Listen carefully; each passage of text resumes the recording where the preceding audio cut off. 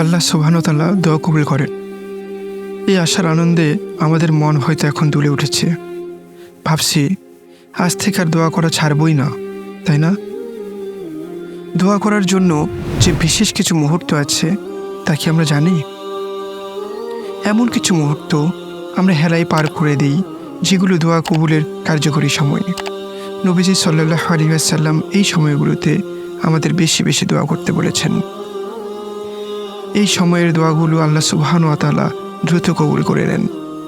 আমরা কি জানবো না এই মুহূর্তগুলোর কথা? চলুন তবে জেনে নেওয়া যাক। ১. আজান ও ইকামতের মধ্যবর্তী সময়টুকু।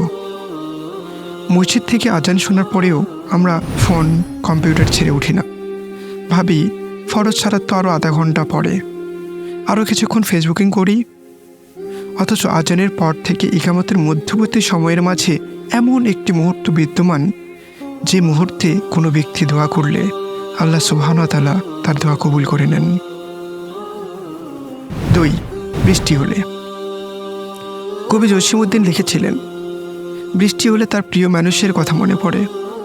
আমাদের কাছে সবচেয়ে প্রিয় কে? আল্লাহ সুবহানাহু ওয়া তাআলা। তাই বৃষ্টি হলে আল্লাহকে মনে পড়ুক, এটাই কাম্য। বৃষ্টির সময় যদি কেউ দোয়া করে আর সেই দোয়া আল্লাহ সুবহানাহু ওয়া তাআলা কবুল করে নেন, আজ থেকে যখনই বৃষ্টি দেখব দোয়া করতে আর ভুল করব না ইনশাআল্লাহ।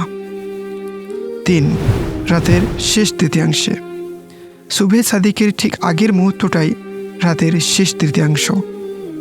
নবীজি সাল্লাল্লাহু আলাইহি সাল্লামের হাদিস থেকে আমরা জানতে পারি, আল্লাহ সুবহানাহু ওয়া তাআলা রাতের শেষ তৃতীয়াংশে পৃথিবীর নিকটতম আসমানে এসে বলতে থাকেন, কে আছো এখন আমার কাছে ক্ষমা চাইবে, আমি তাকে ক্ষমা করে দেব। কে আছে আমার কাছে কিছু চাইবে, আমি তাকে তা দিয়ে দেব। ফজরের ঠিক ২০ মিনিট আগেও ঘুম থেকে জেগে উঠে আমরা যদি তাহাজ্জুদের সালাতে আল্লাহর কাছে কিছু চাই, নবীজি সাল্লাল্লাহু আলাইহি সাল্লাম বলেছেন, আল্লাহ সুবহানাহু ওয়া তাআলা তা আমাদের অবশ্যই দেবেন। ৪. কোনো সফরে থাকলে। জীবনের অধিকাংশ সফর তথা ভ্রমণ করেছেন গান শুনতে শুনতে, তাই না? অথচ দোয়া কবুলের জন্য সফর সময়টাও খুব গুরুত্বপূর্ণ একটি অবস্থা। এমন একটি সুযোগ আমরা গান শুনে, পৈতৃক কথা বলে, মোবাইলে মুভি, নাটক কিংবা ফেসবুক স্ক্রল করতে করতে কাটিয়ে দিই। ৫. কোনো অসুস্থকে দেখতে গেলে। অসুস্থকে দেখতে যাওয়াটা আমাদের নবীজি সাল্লাল্লাহু আলাইহি সাল্লামের একটি হারিয়ে যাওয়া সুন্নত। এতে করে মানুষের সাথে আমাদের হৃদ্যতা বাড়ে, সামাজিক সম্পর্ক দৃঢ় হয়, সাথে এই সময়টা দোয়া কবুলের জন্য গুরুত্বপূর্ণ। এই সময় কোনো দোয়া করলে আল্লাহ সুবহানাহু ওয়া তাআলা তা কবুল করে নেন।